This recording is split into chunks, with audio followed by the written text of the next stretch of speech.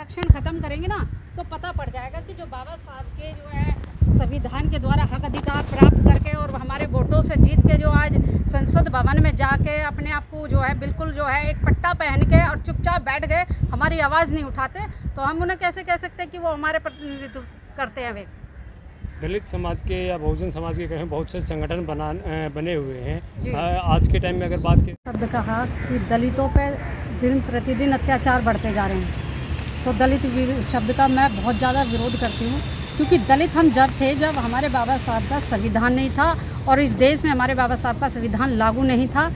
उस टाइम की व्यवस्था थी जब हमें दबे कुचले, ठीक है, शोषण हमारा होता था, तब हम दलित थे।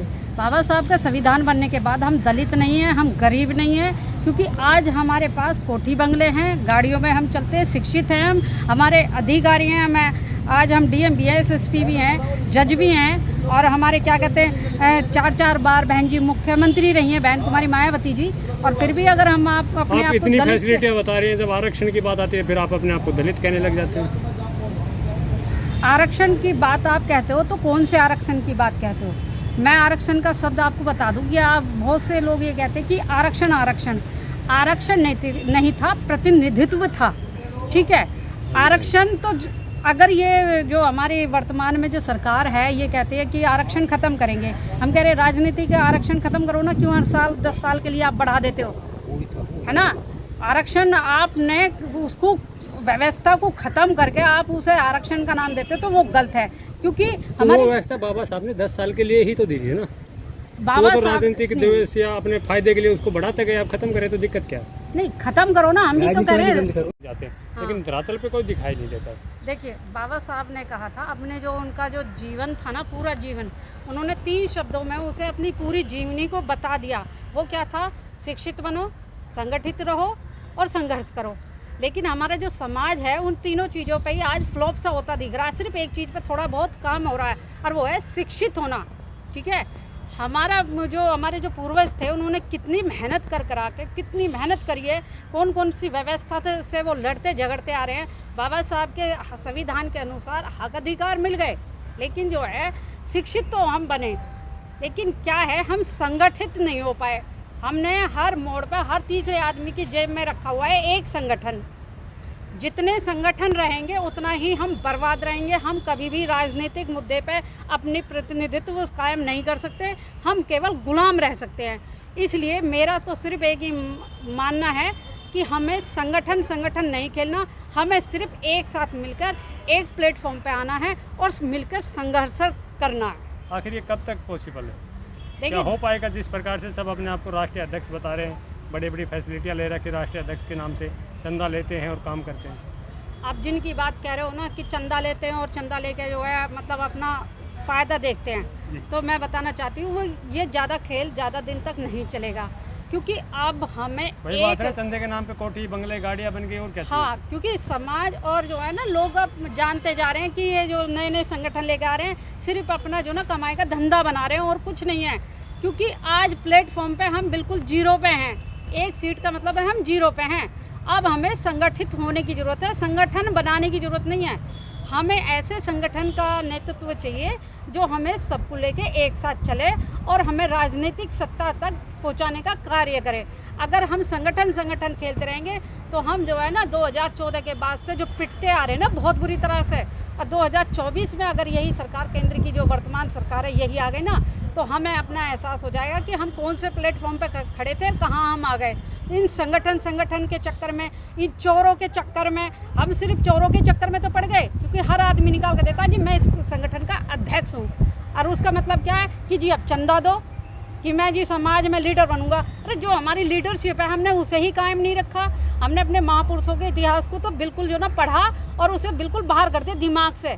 सिर्फ हम नेता जरूर बन गए, नेता बनने से काम नहीं चलेगा। जी लास्ट में जानना चाहूँगा, जो तथाकथित संगठन बने हुए हैं जी, वो आज के टाइम में अम्बेडकर जी की विचारधारा के लिए न लड़के धर्म विशेष के लिए के खिलाफ ज़्यादा लड़ रहे हैं। देखिए, जब बाबा साहब ने 14 अक्टूबर 1956 में हिंदू धर्म को छोड़ के बौद्ध धर्म की दीक्षा ली थी, तो उनका एक ही मानना था कि ये जो मेरा बहुजन समाज है ये बिना धर्म के जो चल नहीं सकता, क्योंकि ये जो हमारी 4 उंगलियां हैं, पहला है हमारा ये व्यवस्थापिका कानून, मतलब ये जो हमारा व्यवस्थापिका है, जैसे हमारे सुप्रीम कोर्ट वगैरह न्याय व्यवस्था है पहला।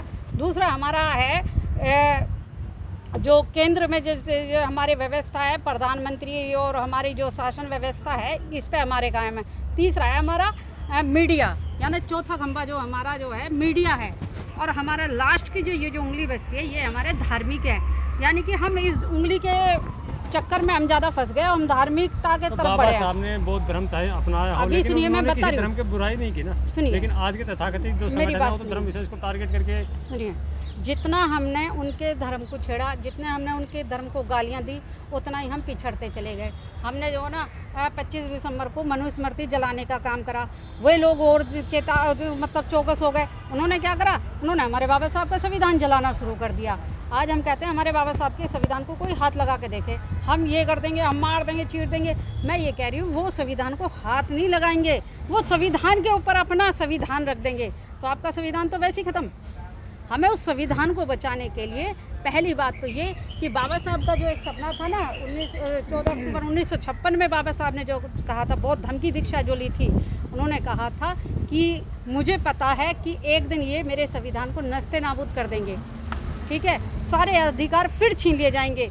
इसलिए बहुजन समाज अपने लोगों से उन्होंने कहा था विशेष रूप से कि आप बौद्ध धर्म ले लेना, और बौद्ध धर्म पे आप रजिस्टर्ड होकर आप उस पर जब काम करोगे, उस पर पहुँच जाओगे, तो हमारे जो और बौद्धिस्ट जो कंट्रियाँ हैं ना, वो हमारी मदद के लिए तुरंत आएंगी। बौद्धिस्ट कंट्रियाँ मदद के लिए तुरंत आएंगी, लेकिन बाबा साहब ने किसी भी धर्म को गलत नहीं ठहराया था। हाँ। लेकिन आज के जो संगठन है बाबा साहब का नाम लेके दूसरे धर्मों को गलत ठहराने का काम कर रहे हैं। हमने अपने दुश्मन इकट्ठे करे हैं, ठीक है ना। बाबा साहब ने कभी जो है किसी भी हिंदू देवी देवता को गाली नहीं दी, बाबा साहब ने कभी किसी का विरोध नहीं करा। उन्होंने सिर्फ ये कहा था मुस्लिमों को तो किसी का विरोध नहीं करा। उन्होंने सिर्फ एक बात कही थी कि जो है मुझे ऐसी व्यवस्था से, ऐसे धर्म से जो मेरे को सम्मान नहीं दे सकता, मेरा मान सम्मान नहीं कर सकता, जो मेरे विचारों को नहीं मान सकता, जो मुझे अधिकार नहीं दे सकता कि मैं उनके साथ, उनके धर्म में उनके साथ बैठ सकूं, तो ऐसी व्यवस्था को मैं नहीं मानता।